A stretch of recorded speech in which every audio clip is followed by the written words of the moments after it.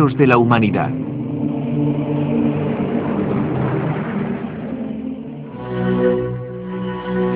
El Mahabharata.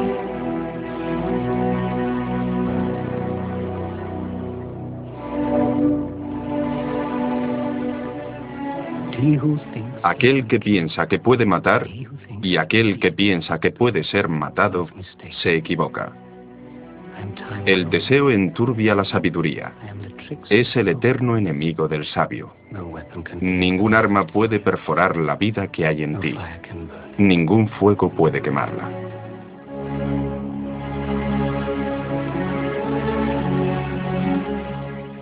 En Occidente a veces estudiamos las grandes obras de la literatura antigua, más bien por obligación que por puro placer. Homero, Shakespeare, nos parecen extraños, intelectuales, elitistas. El pasado no está vivo para la mayoría de nosotros. Hemos perdido nuestra conexión con él y nos sentimos extraños incluso en el mundo de nuestros abuelos. Es el precio que tenemos que pagar por el progreso que, en definitiva, es la creencia de que las edades doradas están siempre en el futuro, en la vanguardia. Ordenadores, medicina, ciencia. El pasado es una vergüenza. Nos avergüenza nuestra ignorancia, nuestras estúpidas supersticiones. Asumimos que es igual en todas partes, o pronto lo será. Paul William Roberts, viajero y escritor prolífico. Su libro más vendido en la India es El Imperio del Alma. El imperialismo del siglo XIX era muy diferente al de la actualidad, que se manifiesta en forma de multinacionales y bancos que actúan invisiblemente, y Hollywood que hace el resto. No interfiere directamente, pero no por ello es mucho más benigno que el antiguo. Al ocupar físicamente a las naciones, nos convertíamos en saqueadores. Por lo menos éramos más directos y honestos con nuestros objetivos en el tercer mundo, pero también mucho más brutales, ya que éramos más visibles y por tanto más vulnerables. Pero las generaciones siguientes que ocuparon y vivieron en las tierras que sus antepasados habían conquistado, por lo menos llegaron a entender, a apreciar e incluso a amar las culturas en las que vivieron. Y esto es especialmente cierto en la India.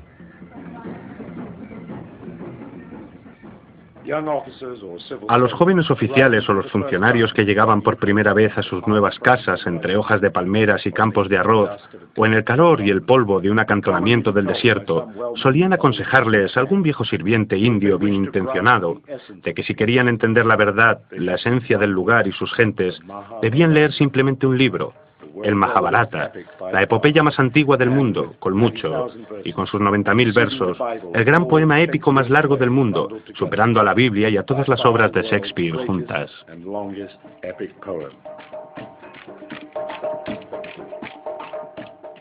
Maha en sánscrito significa gran. Bharata es humanidad, porque nosotros pensamos que todo el mundo desciende originariamente de la India, o India. Así que el Mahabharata es la historia de la gran India, o del hombre original.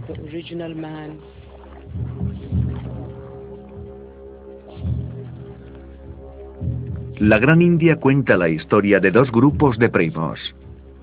Los 5 hijos del difunto rey Pandu, los Pándavas, y los 100 hijos del hermano de Pandu, el rey ciego Dhritarashtra, los Kauravas.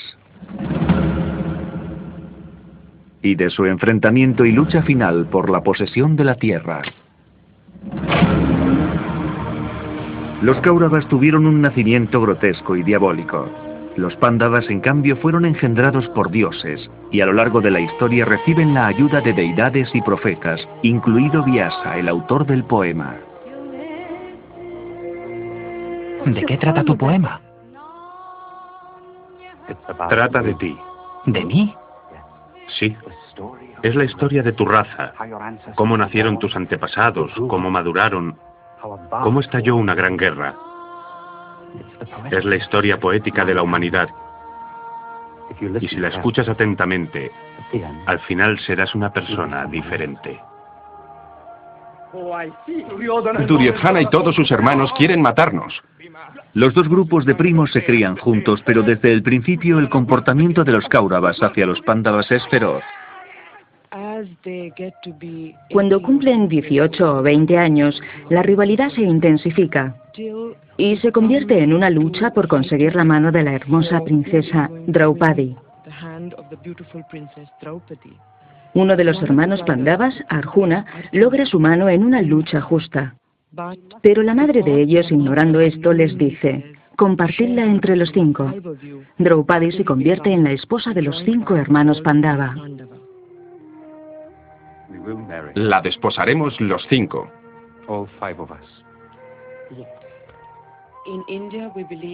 En la India creemos que los 5 Pandavas son los 5 sentidos, y tenemos una historia preciosa que dice que si los 5 Pandavas son los 5 dedos de la mano, Draupadi es la palma. Así es como se hace un poderoso puño. Sin la palma, los dedos nunca estarían unidos. En cada marido vemos una cualidad. El mayor es Yudhishthira, nacido de la rectitud y el conocimiento. El siguiente es Bhima, el hijo del dios del viento y supuestamente el hombre más fuerte del mundo. Después está Arjuna, que es el guerrero perfecto. Le siguen los gemelos Nakula y Sahadeva, las formas más elevadas de conocimiento y sabiduría. Cada uno de ellos es una parte del todo, pero cuando se unen se completa la naturaleza humana. Esa es nuestra visión de los Pandavas y Draupadi.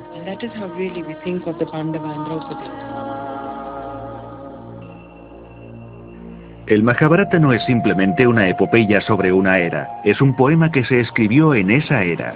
Los estudiosos indios lo sitúan miles y miles de años antes del inicio de la historia documentada.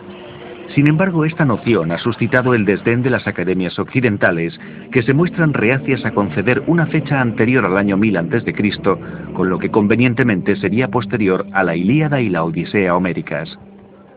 De cualquier modo, lo que la convierte en una obra única de la literatura universal es que, al contrario de lo que sucede, digamos, con la Ilíada o la Odisea, todavía en la actualidad siguen disfrutando de ellas cientos de millones de personas de todas las extracciones sociales, muchas analfabetas.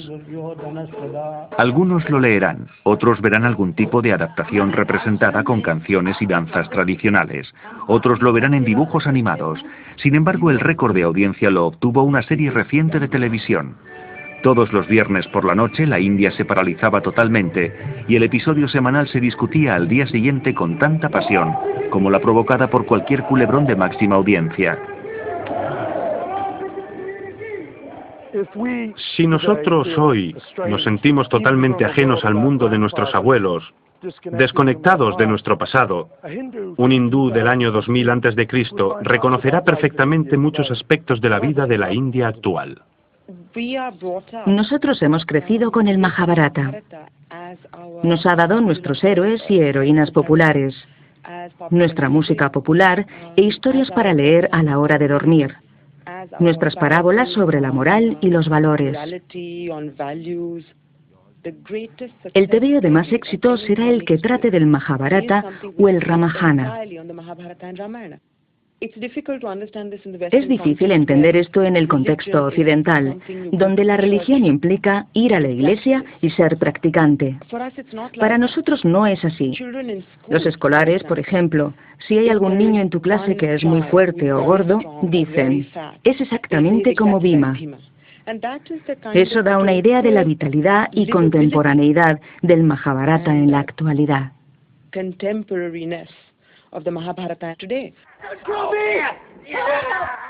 ¿Pero un Bhima interpretado por un actor africano?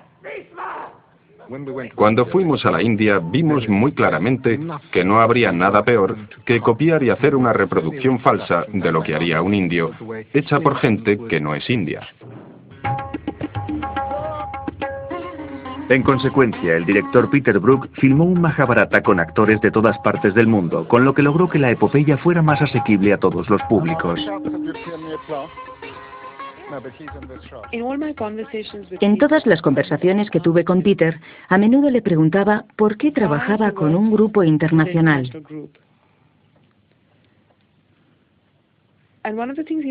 Y una de las cosas que me dijo fue, si un grupo tan pequeño, de diferentes razas, colores y países, puede crear algo armonioso, entonces el mundo tiene una posibilidad.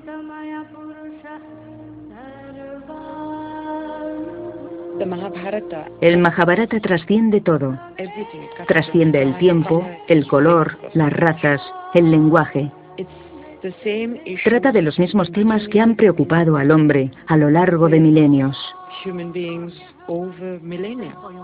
But I want to be discontented, dissatisfied.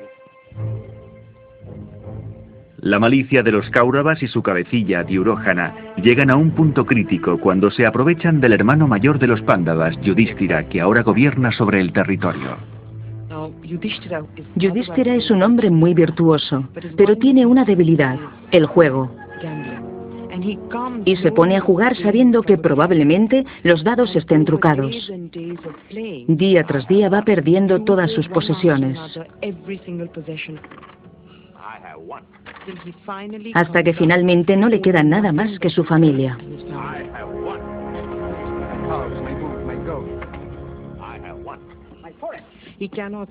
No puede parar, es como si estuviera poseído.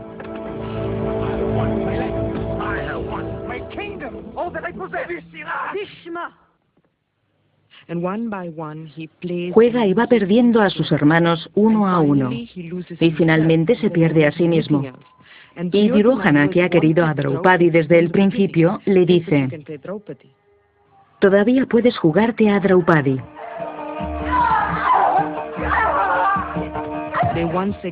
Vuelven a jugar y vuelve a perder. Los exilian a algún lugar de la selva donde nadie los pueda encontrar durante 12 años. Los Pándavas cumplen su parte del trato, pero su adversario, Duryodhana, no está dispuesto a devolver ni una mínima parte de su reino cuando regresan del exilio. Ni siquiera cuando el amigo de los Pándavas, el dios Krishna, intercede por ellos. Yudhishthira, que no quiere ir a la guerra, envía a Krishna a los Kauravas para que les diga: no quiero mi reino, me quedaré con 5 ciudades, o 5 pueblos, o incluso 5 casas, y evitaré la guerra. A lo que Duryodhana replica: no daré 5 pueblos, no daré un pueblo, no daré ni un grano de arena de la tierra. Que una cosa quede clara: tendrás tu gloriosa muerte. Si la tierra clama víctimas, veremos una espléndida masacre.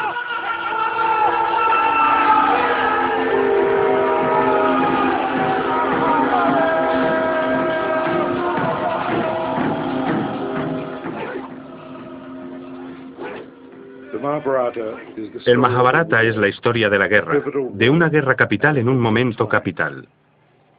El libro indio más antiguo, el de los sagrados Vedas, divide la vida en ciclos de tiempos astronómicos llamados yugas, que determinan el verdadero carácter de cada ciclo.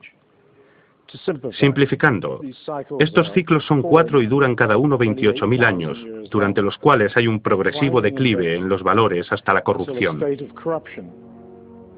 Entonces el mundo es destruido para ser creado una y otra vez.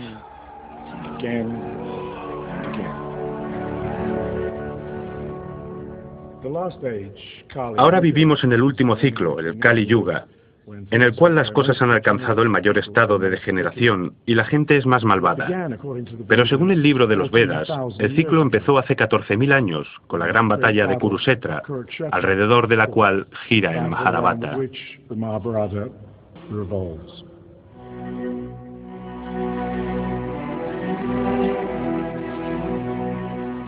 ¿Existió alguna vez esa era o esa batalla?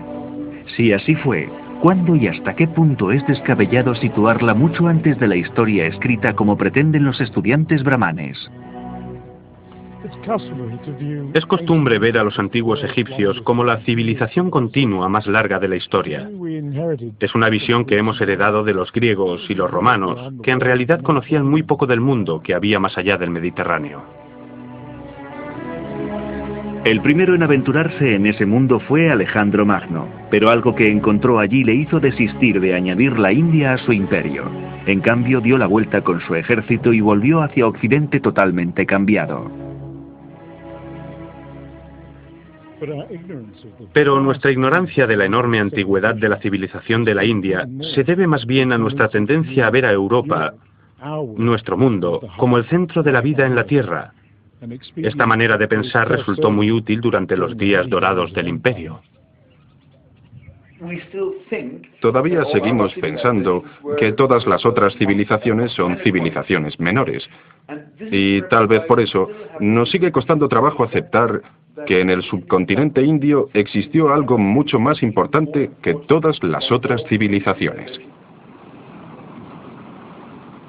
Janssen es uno de los primeros científicos occidentales que ha realizado estudios en una zona que, cuando se explore más profundamente, obligará a hacer una revisión de la historia.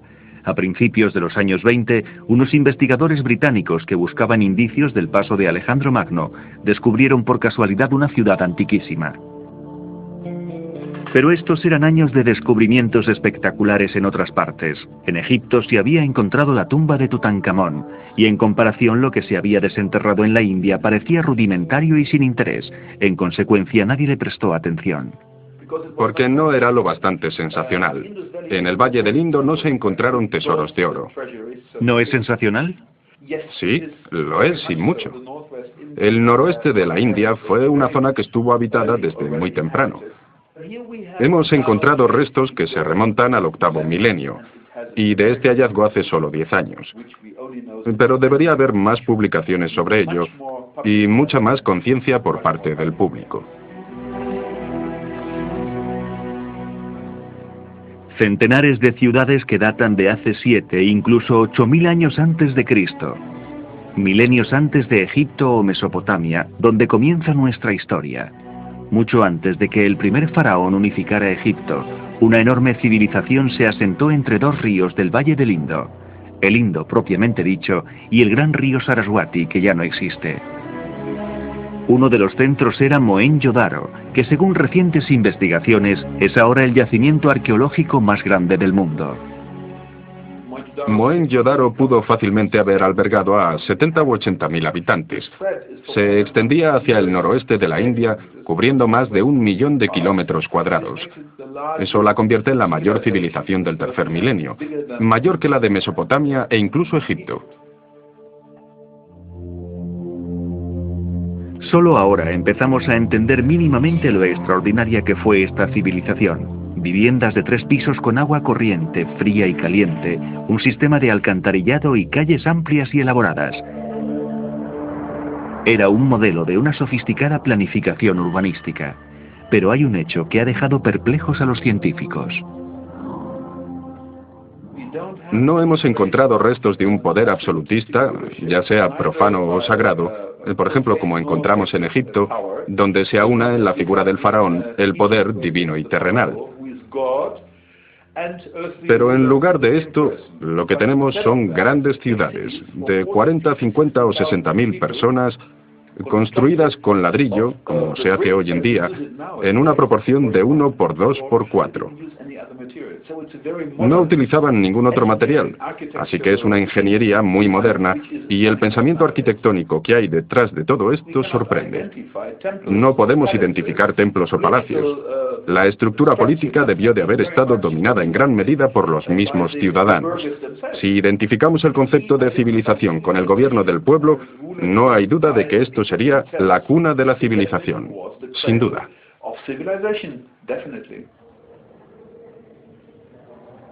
Cuando el dominio británico tocaba a su fin, se hallaron indicios de que esta civilización única e ignota de la India pudo haberse extinguido súbitamente alrededor del año 1500 a.C. El descubrimiento de docenas de esqueletos apilados unos encima de otros llevó a este hombre, Sir Mortimer Wheeler, a pensar que una masacre había terminado con la ciudad de Mohenjo-Daro y que toda la civilización del Valle del Indo había sucumbido violentamente a manos de una raza invasora y superior, los arios. Wheeler era un general británico que había sido destinado a la India para dirigir el servicio arqueológico. Tal vez sus orígenes militares le llevaran a concluir que los arios, un pueblo de piel blanca venidos de Occidente con caballos y carros, habían destruido la civilización del Valle del Indo tan completamente que, citando textualmente, no dejaron nada salvo el nombre.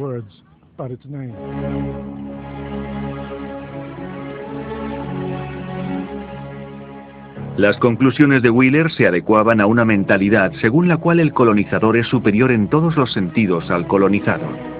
Desde entonces, generaciones enteras de historiadores han creído que los arios conquistaron y destruyeron la civilización del Valle del Indo y empujaron a otras razas más débiles y de piel más oscura hacia el interior de la India, y que allí empezaron una civilización totalmente nueva, y por lo tanto son los autores del Sagrado Veda y el Mahabharata. En vista de los nuevos descubrimientos, esa teoría empieza a tambalearse. En primer lugar, se ha descubierto que el río más grande de los tiempos de los Vedas, el Saraswati, se secó alrededor del 2000 a.C. Y dado que la teoría de la invasión aria sugiere que estos guerreros, los arios, vinieron a la India en 1500 a.C., ¿cómo es posible que cantaran al río más grande de la región, cuando ese río se había secado 500 años antes de que la invadieran?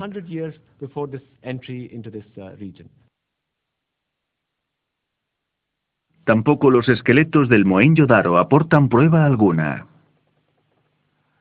Si esto hubiera sido una masacre con una posterior ocupación por parte de un pueblo extranjero, habría restos humanos en los estratos superiores del yacimiento, porque después de la ocupación, la ciudad habría sido abandonada y también habría simultáneamente indicios de la cultura extranjera, es decir, los destructores. Pero no hay indicios arqueológicos de ese tipo. Ninguno. No fue el choque de la invasión, sino el cambio climático lo que acabó con el esplendor de las ciudades del Valle del Indo. El gran río Saraswati se secó. La desertización obligó a las gentes a emigrar al interior de la India. Solo siglos más tarde llegaron los pueblos arios, que gradualmente se fueron mezclando con la población.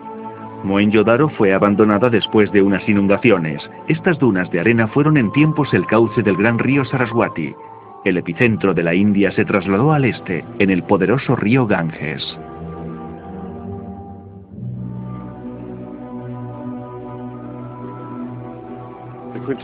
La quinta esencia de la India, su religión, ha permanecido inmutable desde que se escribiera el gran poema. Ningún invasor o colonizador logró jamás acabar con ella, es más, muchos, como los invasores arios del norte, sucumbieron a su magia, fueron absorbidos por sus grandes enigmas. Los judíos llevan en la India desde los tiempos del rey Salomón. La India se distingue por ser el único país del mundo en donde no han sido nunca perseguidos. Prácticamente todos los credos religiosos del mundo encuentran aquí representación, y frecuentemente, como en el caso del Islam, muy numerosa. Los cristianos se cuentan por millones. Del hinduismo han surgido movimientos reformistas como el budismo, que acabó siendo una de las religiones más importantes por derecho propio. Pero el alma india nunca fue conquistada. El libro de los Veda y el Mahabharata son el producto de una antigua civilización imperecedera, cuyo alcance solo ahora empezamos a comprender.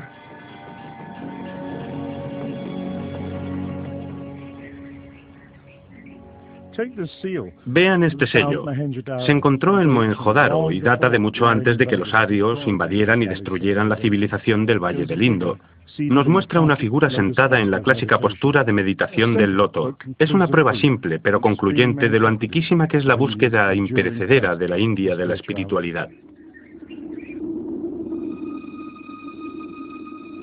En vista de los nuevos descubrimientos, las cronologías han empezado a alterarse y progresivamente se están dando fechas de composición cada vez más antiguas.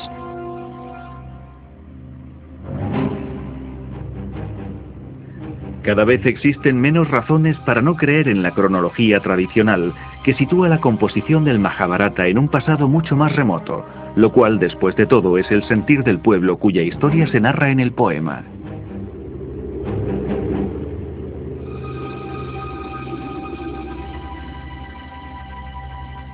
El poema describe una guerra que tuvo lugar mucho antes a la de Troya de la Ilíada y la Odisea homéricas.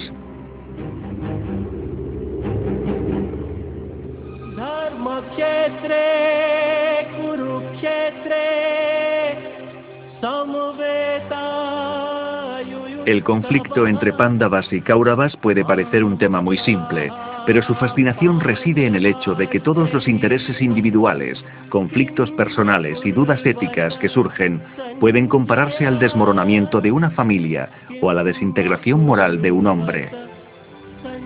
Por encima de todo, la épica formula las bases de la filosofía religiosa y del pensamiento indio. Prácticamente al mismo tiempo que se creaba el núcleo del Mahabharata, se desarrollaba el hinduismo como una forma de filosofía. De manera que en algún momento el relato y la religión, la filosofía y la historia moral acabaron mezclándose en una sola historia.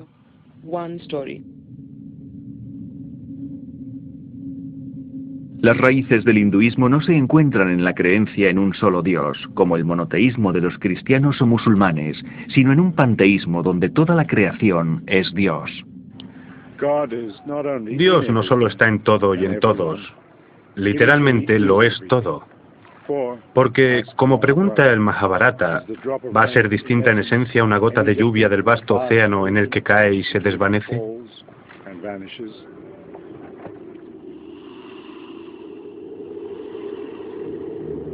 Si Dios es todo, está en nosotros, y nosotros somos Él. La búsqueda del hombre, por tanto, es la búsqueda interior de lo divino, llegar a formar parte de todo, parte de Dios.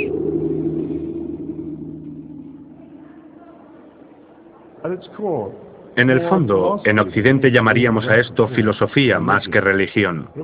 Y de esta filosofía, demasiado austera y de difícil comprensión para la mayoría, nació la pasmosa diversidad de hinduismos, en los que hay un número estimado de 36 millones de dioses y diosas.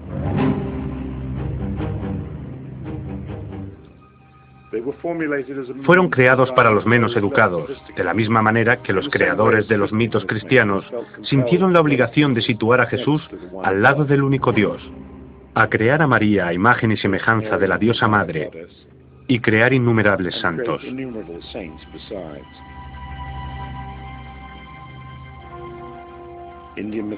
La mitología india es como un espejo que refleja el deseo de los corazones de todos los que se miran en él.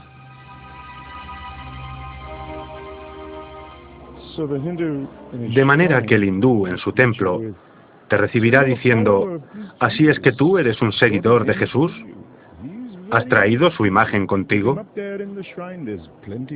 Es muy bonito también. Ponlo ahí en el panteón, hay sitio de sobra.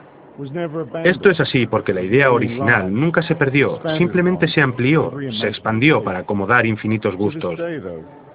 Pero hasta ahora, hoy en día, un hindú en el fondo solo cree de verdad en un Dios indescriptible, creador de todo, incluso de ti, y al cual todo vuelve. No es el Padre de los cristianos que está en el cielo, sino en nuestro interior, en todas partes, en todas las cosas. A veces se le conoce como Paratman. Atman significa el alma individual. Param significa supremo, es decir, el alma suprema.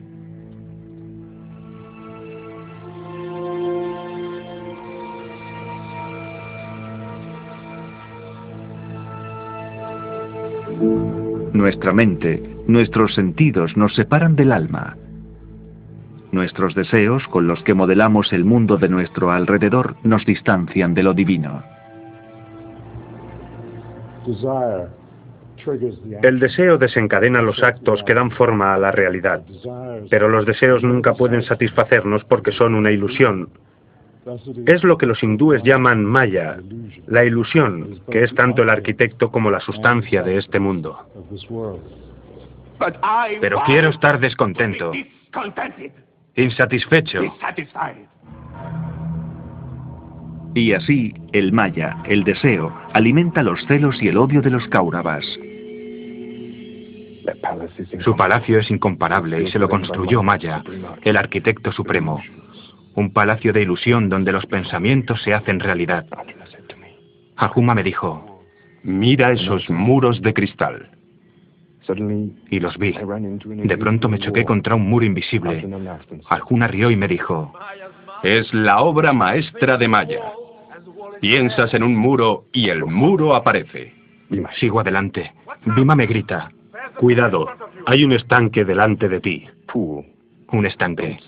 No veo ningún estanque y sin embargo mis pies están mojados. Corro, abro la puerta. No hay tal puerta. Me choco contra una pared y me hago daño.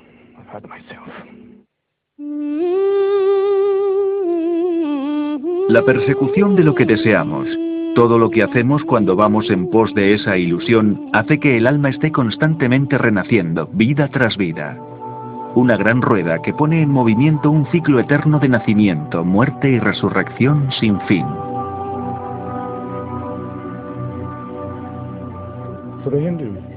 Para los hindúes lo que es triste es la vida, no la muerte. Es una visión que comparten muchos de los antiguos, quienes a veces consideran que estar condenado a la vida eterna es la peor maldición de todas, mientras que para nosotros es la mayor recompensa. Pero quizá nos equivocamos. El hindú busca otra realidad, la verdad interior y la unión con el alma suprema, el puro e inmutable Paramatman, que lo es todo.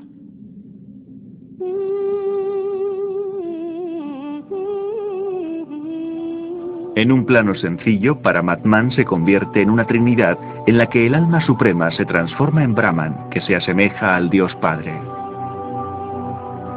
Otra expresión del alma suprema es el segundo ser de esa trinidad, Shiva, el destructor de mundos, el que limpia el suelo para que todo pueda volver a empezar.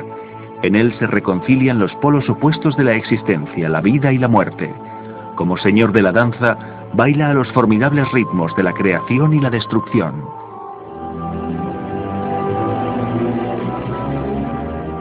Una tercera expresión del alma suprema es Vishnu, el creador y preservador de mundos que a lo largo de las edades se va encarnando en diferentes formas en la tierra para asistirnos en nuestro camino. Para muchos, una de esas encarnaciones fue Buda.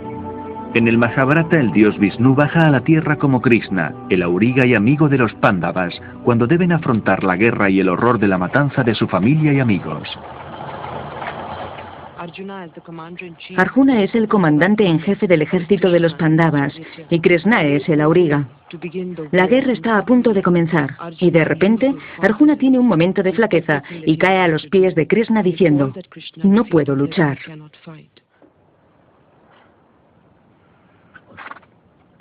Krishna, me fallan las piernas. Tengo seca la boca.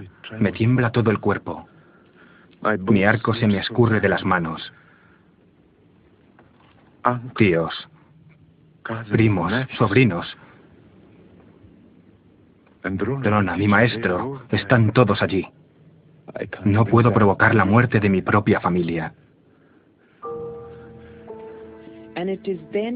Y aquí es cuando Krishna se vuelve a él y le dice unas palabras que se han convertido en el Bhagavad Gita, el canto de Krishna.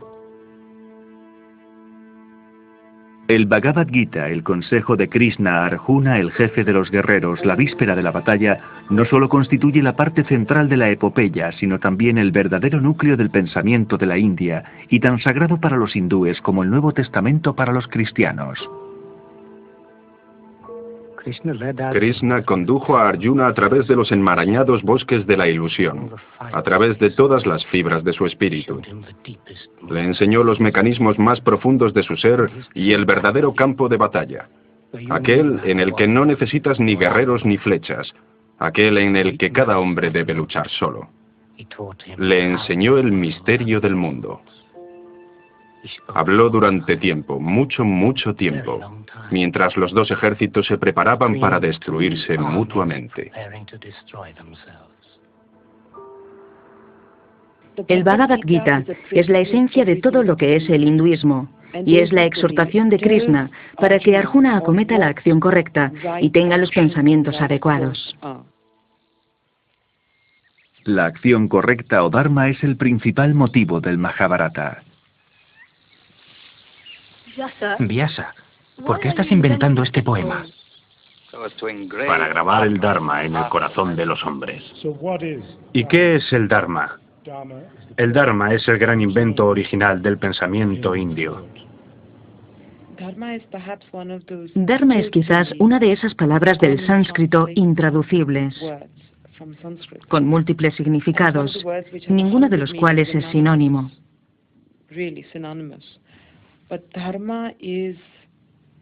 Dharma es al mismo tiempo virtud, deber, el camino correcto, la acción apropiada, aquello que una persona debe hacer en un momento dado. ¿Qué está haciendo Krishna?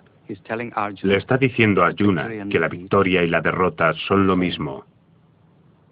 Él insta a que actúe, pero sin reflexionar en los frutos de su acto. Le está diciendo, despégate, lucha sin deseo. Me dices que olvide el deseo, que sea desapasionado, pero me instas a que luche, que masacre. Tus palabras son ambiguas, estoy confundido. Krishna le responde, No te retires hacia la soledad. La renuncia no es suficiente. Debes actuar, pero la acción no debe dominarte. En plena acción, debes permanecer libre de ataduras.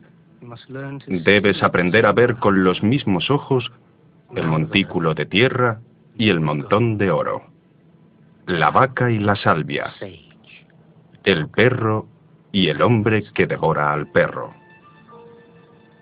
Existe otra inteligencia, más allá de la mente. Dharma trasciende la caridad, la acción de hacer el bien en este mundo. Se trata de actuar para beneficio del alma independientemente de lo que el mundo necesite. el Dharma rebate la crítica occidental de que el pensamiento hindú no deja mucho margen al libre albedrío. Es decir, el hombre está sujeto a la rueda del destino, a la rueda de la reencarnación que gira, y gira, y gira, y gira. El Dharma ofrece una vía de escape al destino de la reencarnación, la del desentendimiento de este mundo de ilusiones que te lleva a la verdad esencial que el hinduismo busca.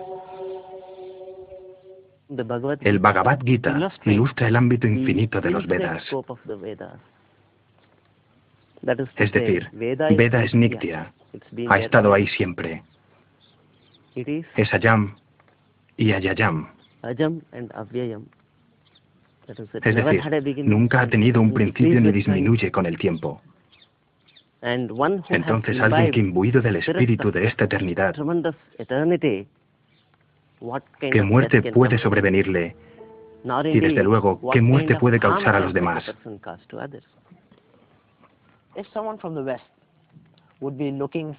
Si alguien de Occidente buscara la santidad de la que habla el Bhagavad Gita, ¿dónde tendría que buscar?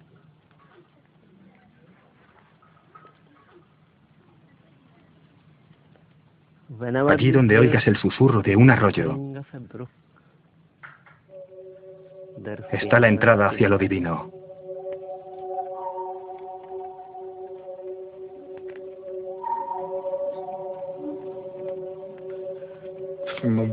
Desde un punto de vista occidental, es imposible entender que el sino, el destino y el libre albedrío pueden coexistir.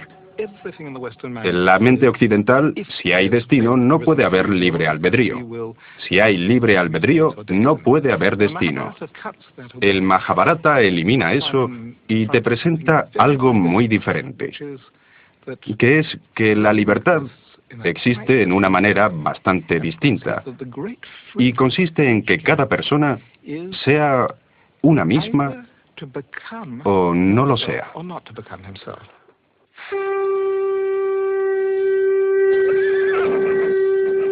Este distanciamiento es lo que le permite a Arjuna tocar el cuerno, a pesar de los horrores que la guerra promete.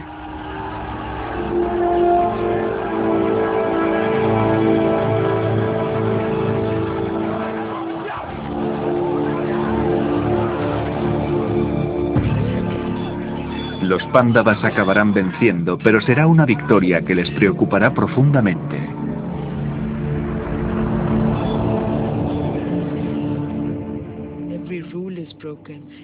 Hay una destrucción de todos los valores. No hay diferencia entre los buenos y los malvados. No hay diferencia entre el enemigo y el que no lo es.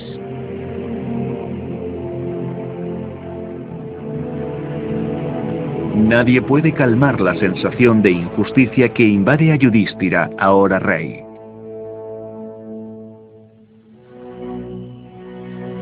Finalmente los Pándavas deciden que ha llegado la hora de que ellos también dejen el mundo y se embarquen en el gran viaje adentrándose en el frío norte en busca del cielo. Uno a uno caen en el abismo y perecen.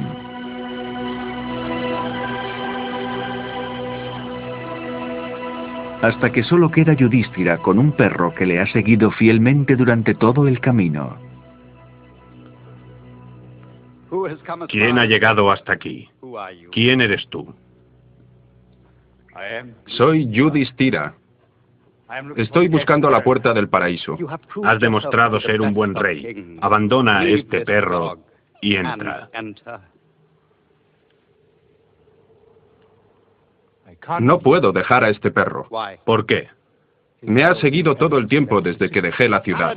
El paraíso no está abierto a perros. Déjale. ¿Abandonar a una criatura que me quiere, que está indefensa? No puedo.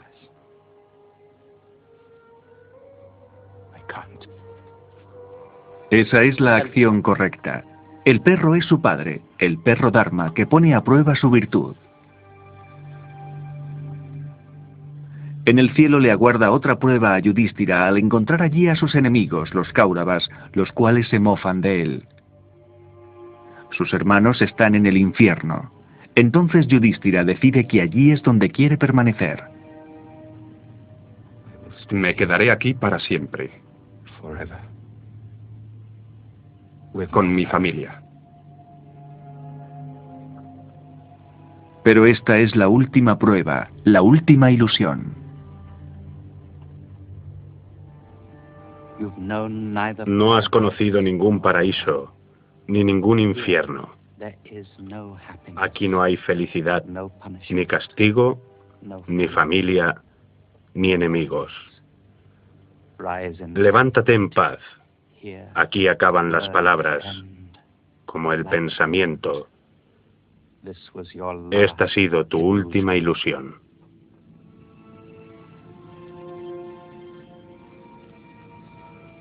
Así acaba el Mahabharata.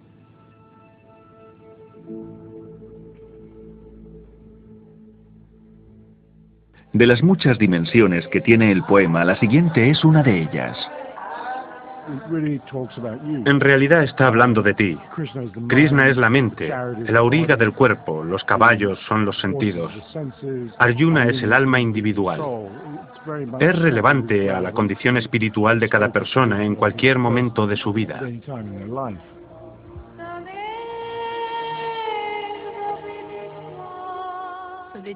Entonces mueren sin descendencia todos.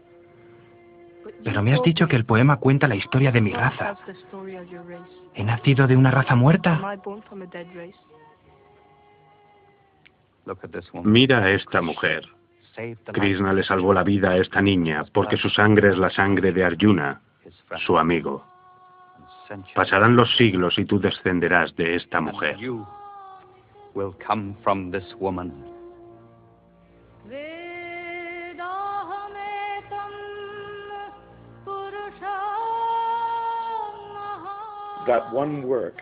Que una obra pueda contener a la vez tanta sabiduría y entretenimiento después de varios milenios es increíble y no tiene parangón. Aunque la Ilíada de Homero, así como el Nuevo Testamento, fuera tan popular hoy en día como lo fue hace 2000 años, aún así no podría compararse con el poema atribuido a Vyasa. En comparación, hasta Shakespeare es un peso pluma.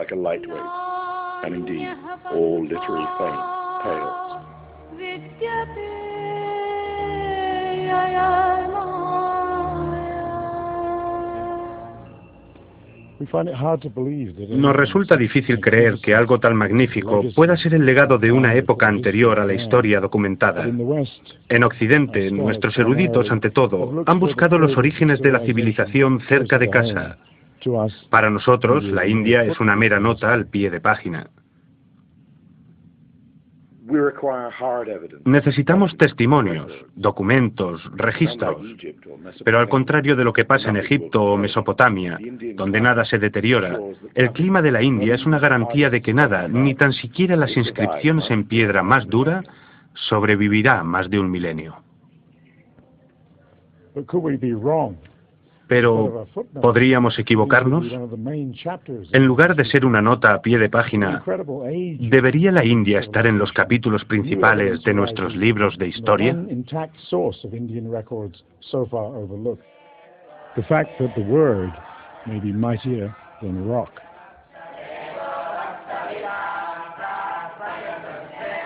El poema pasó de generación en generación durante muchas eras antes de que fuera puesto por escrito. Gracias a complicados ejercicios, los versos han podido ser recordados con una asombrosa exactitud.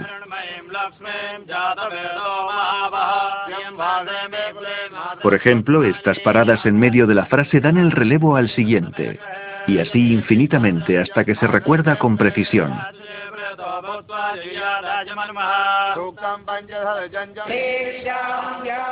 Las palabras se cantan, tienen rima y ritmo.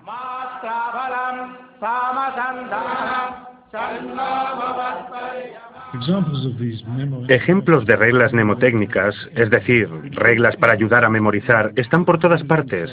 Pero el sánscrito, la lengua de los Vedas, tiene un metro, un ritmo inherente a la lengua tan preciso que siempre sabes si te has equivocado o no.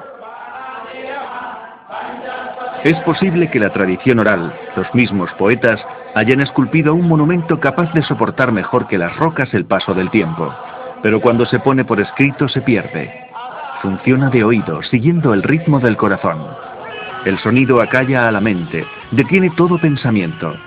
Pero como dice el libro, comete un solo error. Ahí es cuando ataca la serpiente, cuando el oído escucha. La tradición oral no necesita de libros escritos, y si es posible recordar perfectamente durante 1000 años, ¿por qué no durante milenios o más?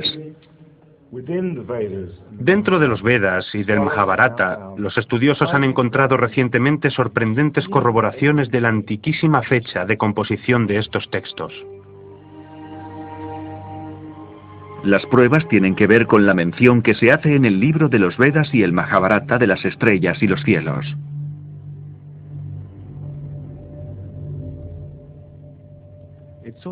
Está comprobado que los rituales de los Vedas expresaban conocimientos de astronomía.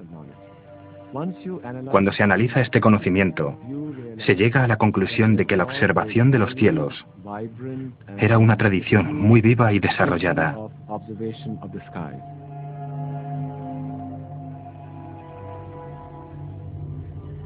En la antigua India se conocía desde hacía milenios un fenómeno de la astronomía llamado precesión, con el cual no estamos familiarizados la mayoría de nosotros. La precesión no es tan difícil de explicar. ¿Recuerdan qué es esto? Es una peonza. Imagínense que es la Tierra que gira alrededor de su eje, lo cual nos da los días y las noches. Pero al mismo tiempo hay un movimiento de contrarrotación, un desplazamiento. El eje de la Tierra se desplaza cada 26.000 años. Desde la Tierra, este bamboleo hace que parezca que las estrellas y las constelaciones viajen por los cielos. Detrás del sol del amanecer, las vemos cambiar cada poco más de 2000 años. Nos referimos a Piscis, Aries y Tauro.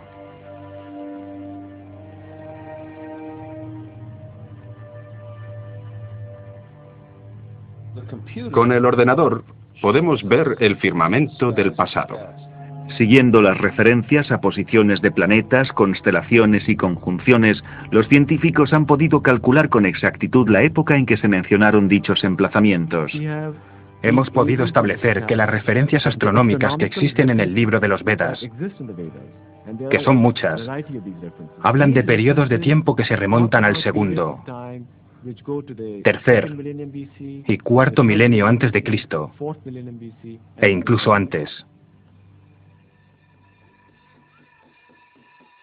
Benares, la ciudad más antigua del mundo para los hindúes, quema a sus muertos a la manera tradicional, en los bancos del río sagrado Ganges, y enciende pequeñas luces por las almas de los difuntos.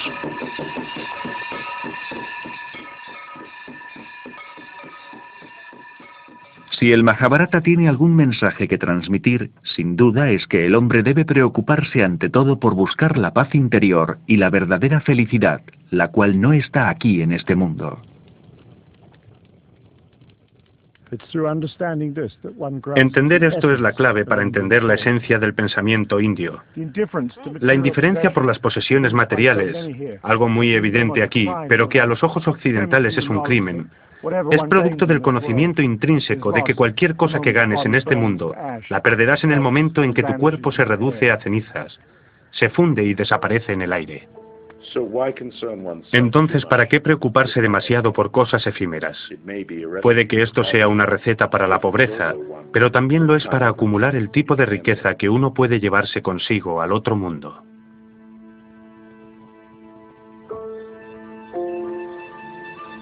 En eso también estriba la grandeza del Mahabharata.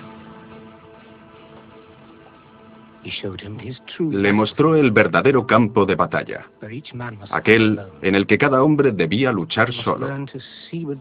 Debes aprender a ver con los mismos ojos el montículo de tierra y el montón de oro, la vaca y la salvia.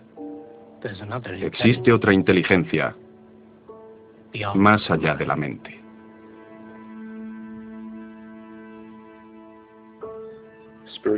Parece que la ciencia del espíritu, la técnica exacta para la autorrealización y la liberación, ha sido una parte de la sociedad india desde muy antiguo. Como les dijeron a esos nuevos soldados y funcionarios del imperio, quien entienda esto, entenderá a la India. Y aquellos que no consigan entenderlo, nunca entenderán nada de ella.